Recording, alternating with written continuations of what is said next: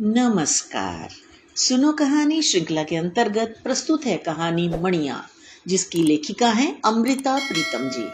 संध्या गहराने को थी जब विद्या के पति जयदेव अपने काम से वापस आए और विद्या ने घर का दरवाजा खोलते हुए देखा। उनके साथ एक अजीब सा दिखता आदमी था, बहुत मैला सा बदन और गले में एक लंबा सा कुर्ता पहने हुए। विद्या ने कुछ पूछा नहीं, पर कुछ पूछती हुई निगाहों से अपने पति की ओर देखा। जयदेव हल्का सा मुस्कुरा दिए, फिर विद्या से नहीं उस आदमी से कहने लगे, ये बीवी जी हैं, बहुत अच्छी हैं, तुम मन लगाकर काम करोगे तो बहुत खुश होंगी। घर के भीतर आते हुए जयदेव ने बरामदे में पड़ी हुई एक चटाई की ओर देखा और उस आदमी से कहने लगे, तुम यहाँ बैठो, फिर हाथ पैर धो लेना। और घर के बड़े कमरे की ओर जाते हुए विद्या से कहने लगे, तुम चाहती थी ना कि काम के लिए कोई ऐसा आदमी मिले जो खाना पकाना भले ही ना जानता हो मगर ईमानदार हो। विद्या ने कुछ घबराई सी पूछा, इसे कहाँ से पकड़ लाए हो? आहिस्ता बोलो। जयदेव ने कमरे के दीवान पर बैठते हुए कहा और पूछा, मनु कहाँ है? खेलने गया है, अभी आता होगा। लेकिन ये आदमी? विद्या कह रही थी जब जयदेव पूछने लगे, मनु से एक बात कहनी है। यह बहुत सीधा आदमी है, लेकिन डरा हुआ है, खासकर बच्चों से डरा हुआ है। एक मेरे दफ्तर में शर्मा जी है ना, उनके पास था। वे इसकी मेहनत की और ईमानदारी की तारीफ करते हैं, लेकिन उनके बच्चे उनके वश की बात नहीं है। उनके 5 बच्चे हैं, एकदम से शरारती। इसका कद जरा लंबा है। वे इसे शुतुरमुर्ग कहकर परेशान करते थे। उनकी शर्मा जी की पत्नी भी तेज मिजाज की हैं। ये कितनी बार उनके घर से भाग जाता था, लेकिन कहीं ठिकाना नहीं था। वे फिर से पकड़कर इसे ले आते थे। लेकिन यह कुछ सीख पाएगा? विद्या कह रही थी जब जयदेव कहने लगे, ऊपर का काम तो करेगा, घर की सफाई करेगा, बर्तन करेगा। सिर्फ मन्नू को अच्छी तरह समझा देना कि वह इससे बदसलूकी ना करे, फिर देखेंगे। अब एक प्याला चाय दे दो, इसको भी चाय पूछ लेना। विद्या कमरे से लौटने को हुई, फिर भीतर के छोटे कमरे में जाकर एक कमीज पाजामा निकाल लाई और हाथ में साबुन का एक टुकड़ा और एक पुराना सा तौलिया लेकर बाहर चटाई पर बैठे हुए उस आदमी से पूछने लगी, तुम्हारा नाम क्या है? उसने जवाब नहीं दिया और विद्या कुछ खामोश रहकर कहने लगी, देखो आंगन में उस दीवार के पीछे एक नल है, वहां जाकर नहा लो अच्छी तरह साबुन से, और यह कपड़े पहन लो। वह आदमी सिर झुकाए बैठा था। उसने एक बार डरी डरी सी आंखों से ऊपर को देखा, पर उठा नहीं, न विद्या के हाथ से कपड़े लिए। इतने में जयदेव उठकर आए और बोले, मणिया उठो, जैसे बीबी जी कह रही हैं, यह कपड़े ले लो और वहां जाकर नहा लो।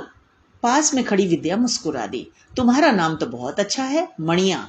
मणिया ने आहिस्ता से उठकर विद्या के हाथ से कपड़े भी ले लिए, साबुन और तौलिया भी, और जहां उन लोगों ने संकेत किया था वहां आंगन में बनी एक छोटी सी दीवार की ओर चल दिया। विद्या ने रसोई में जाकर चाय बनाई।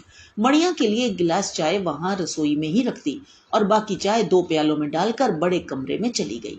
और फिर जब मणिया नहाकर कमीज पाजामा पहनकर रसोई की तरफ आया तो विद्या ने उसे चाय का गिलास देते हुए एक नजर हैरानी से उसकी ओर देखा और हल्के से मुस्कुराती हुई बड़े कमरे में जाकर जयदेव से कहने लगी, जरा देखो तो उसे, आप पहचान नहीं सकेंगे। वह अच्छी खासी शक्ल का है और भरी जवानी में है।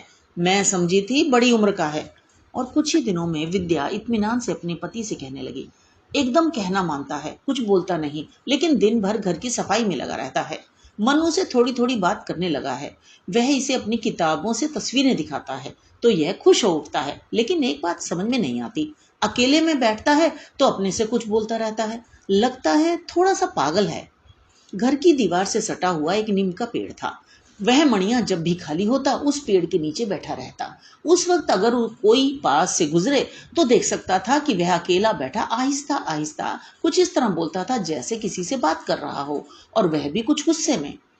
विद्या को उसका यह रहस्य पकड़ में नहीं आता था, और एक दिन पेड़ के मोटे से तने की ओट में होकर विद्या ने सुना, वह मणिया दुख और गुस्से में जाने किससे कह रहा था, सब काम खुद करती हैं, साग सब्जी कैसे पकाना है मुझे कुछ नहीं सिखाती, आटा भी नहीं मलने देती। विद्या से रहा नहीं गया, वह जोर से हंस दी और पेड़ की ओट से बाहर आकर कहने लगी, मणिया तुम खाना पकाना सीखोगे, आओ मेरे साथ। तूने मुझसे क्यों नहीं कहा? यह मेरी शिकायत किससे कर रहा था? मणिया शर्मिंदा सा नीम से झड़ती पत्तियां बुहारने लगा। मणिया अब साग सब्जी भी काटने पकाने लगा था और बाजार से खरीद कर भी लाने लगा था।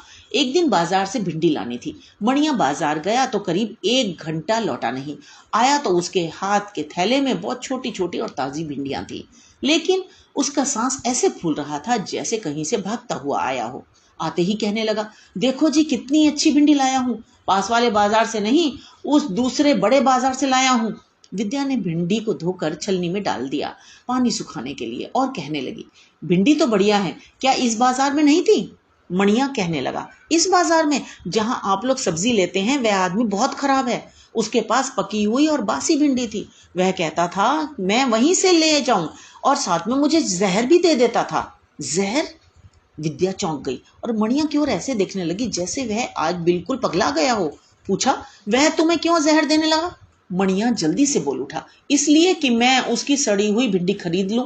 कहता था मैं जो सब्जी देता हूं तुम चुपचाप ले लिया करो, मैं रोज के तुम्हें 20 पैसे दूंगा, इस तरह के पैसे जहर होते हैं। विद्या मणिया की ओर देखती रह गई, फिर हल्के से मुस्कुराकर पूछने लगी, यह तुम्हें किसने बताया था कि इस तरह के पैसे जहर होते हैं? मणिया आज बहुत खुश था, बताने लगा, माँ ने कहा था, जब मैं छोटा था किसी ने मुझे किसी दूसरे के बाग से आम तोड़कर लाने को कहा था और मैं तोड़ लाया था। उस आदमी ने मुझे 50 पैसे दिए थे और जब मैंने माँ को दिए तो कहने लगी, यह जहर तू नहीं खाएगा, जाओ उस आदमी के पैसे उसी को दे के आओ और फिर किसी के कहने पर तू चोरी नहीं करेगा। और विद्या चुपचाप उसकी ओर देखती रह गई थी। उस दिन उसने मणिया से पूछा, अब तुम्हारी माँ कहाँ है? तुम उसे गांव में छोड़कर शहर में क्यों आए हो? मणिया माँ के नाम से बहुत देर चुप रह गया, फिर कहने लगा, माँ नहीं है, मर गई, मेरा गांव में कोई नहीं है।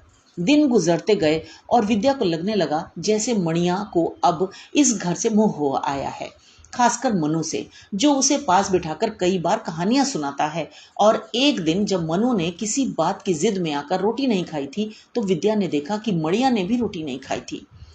एक शाम विद्या ने अपनी अलमारी खोलकर हरे रेशम का एक सूट निकाला जो उसे कल सुबह कहीं जाने के लिए पहनना था। देखा कि कमीज पर कितनी ही सिलवटें थी। उसने मणिया को कहा, जाओ अभी यह कमीज प्रेस करवा के ले आओ, बिंदिया से कहना अभी चाहिए। मणिया गया पर उल्टे पांव लौट आया और कमीज पलंग पर रख दी। विद्या ने पूछा, क्या हुआ? बिंदिया ने कमीज प्रेस नहीं की? वह नहीं करती। मणिया ने इतना सा कहा और रसोई में जाकर बर्तन मलने लगा। विद्या ने फिर आवाज दी, मणिया क्या हुआ? वह क्यों नहीं करती? जाओ उसे बुला कर लाओ। मणिया उसी तरह बर्तन मलता रहा, गया नहीं। तो विद्या ने फिर से कहा। जवाब में मणिया कहने लगा, साहब आते ही होंगे, अभी मुझे आटा मलना है, अभी दाल भी पकी नहीं और अभी चावल बीनने हैं और मनु साहब ने कुछ मीठा पकाने को कहा था अभी। विद्या हैरान थी कि आज मणिया को क्या हो गया। उसने आज तक किसी काम में आनाकानी नहीं की थी। और विद्या ने कुछ ऊंची आवाज में कहा, मैं देख लेती हूँ रसोई में, तुम जाओ, बिंदिया को अभी बुला कर लाओ। मणिया बर्तन वहीं छोड़कर गया लेकिन उल्टे पांव लौट आया, कहने लगा वह नहीं आती, और फिर चुपचाप बर्तन मलने लगा। विद्या की पकड़ में कुछ नहीं आ रहा था। वह सोच रही थी जाने क्या हुआ, बिंदिया ऐसी तो नहीं थी। इतने में दरवाजे की ओर से बिंदिया की पायल सुनाई दी। वह हंसती हंसती आकर कहने लगी, आप मुझे कमीज दीजिए, मैं अभी प्रेस किए लाती हूँ। पर क्या हुआ है? विद्या ने पूछा तो विद्या हंसने लगी। मणिया से पूछो, वह तो कुछ बताता नहीं, विद्या ने कहा और भीतर जाकर कमीज ले आई। उसने फिर मणिया की ओर देखा और पूछा, बोलो मणिया क्या बात हुई थी? तू तो कहता था वह प्रेस नहीं करती और देखो वह खुद लेने आई है। मणिया ने ना इधर देखा ना कोई जवाब दिया। बिंदिया हंसती रही और फिर कहने लगी, बात कुछ नहीं थी, यह जब भी आपके कपड़े लेकर आता था मैं इसे मजाक से कहती थी, देखो इतने कपड़े पड़े हैं, पहले यह प्रेस करूंगी फिर तुम्हारे कपड़े, और अगर अभी करवाने हैं तो नाच कर दिखाओ। और यह हंसता भी था नाचता भी था और मैं सारा काम छोड़कर आपके कपड़े प्रेस करने लगती थी। आज पता नहीं क्या हुआ, मैंने इसे नाचने को कहा तो यह वहां से भाग आया। मैंने मजाक में कहा था, अब मैं प्रेस नहीं करूंगी। विद्या चुपचाप सुनती रही, फिर कहने लगी, और क्या बात हुई थी? बिंदिया हंसते हंसते कहने लगी, और तो कोई बात नहीं हुई, आज तो इसे मेरी माँ ने एक लड्डू भी दिया था खाने को, लेकिन यह लड्डू भी वहां छोड़ आया। तुम काहे का लड्डू इसे खिला रही थी? विद्या ने मुस्कुरा कर पूछा तो बिंदिया कुछ सकुचाती सी कहने लगी, मेरी सगाई हुई है, माँ ने इसे वही लड्डू दिया था। बिंदिया यह कहकर चली गई, कमीज प्रेस करके लाई। फिर से जाती बार मणिया को कहती गई, अरे तू आज किस बात से रूठ गया? पर मणिया ने उसकी ओर नहीं देखा, खामोश दूसरी ओर देखता रहा। रात हुई, सबने खाना खाया। मनु ने रोज की तरह मणिया को बुलाकर कुछ तस्वीरें दिखाई, पर मणिया सबकी ओर कुछ इस तरह देखता रहा जैसे कहीं बहुत दूर खड़ा हो और दूर से किसी को पहचान न पा रहा हो। सुबह की चाय मणिया ही सबको कमरे में देता था, सूरज निकलने से पहले। लेकिन जब सूरज की किरण खिड़की में से विद्या की चारपाई तक आ गई, तब भी कहीं मणिया की आवाज नहीं आ रही थी। विद्या जल्दी से उठी, रसोई घर में गई, पर मणिया वहां नहीं था। जयदेव भी उठे, देखा, कुछ परेशान हुए, पर विद्या ने कहा, आप घबराइए नहीं, मैं बाहर नीम के पेड़ के तले देखती हूँ, वह जरूर वहीं होगा। और जिस तरह एक बार आगे विद्या ने हौले से जाकर पेड़ के तने की ओट में होकर मणिया को देखा था और सुना था, वहां गई तो मणिया सचमुच वहीं था, अपने में खोया सा, कहीं अपने से बाहर, बहुत दूर, और कांपते से होठों से बोले जा रहा था, जाओ तुम भी जाओ, तुम भी अलसी हो, तुम वही हो अलसी, जाओ जाओ।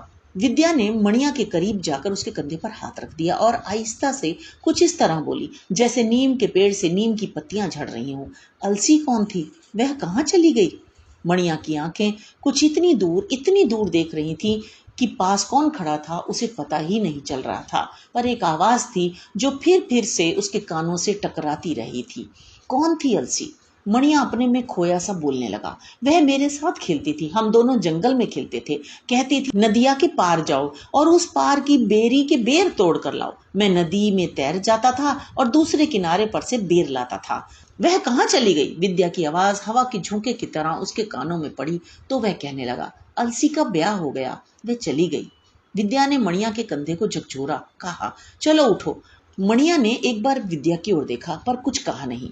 विद्या ने फिर एक बार पूछा, अलसी ने जाते समय तुम्हें कुछ नहीं कहा था? मणिया अपने बदन पर झड़ती नीम की पत्तियों को मुट्ठी में भरता हुआ कहने लगा, आई थी ब्याह के लड्डू देने के लिए।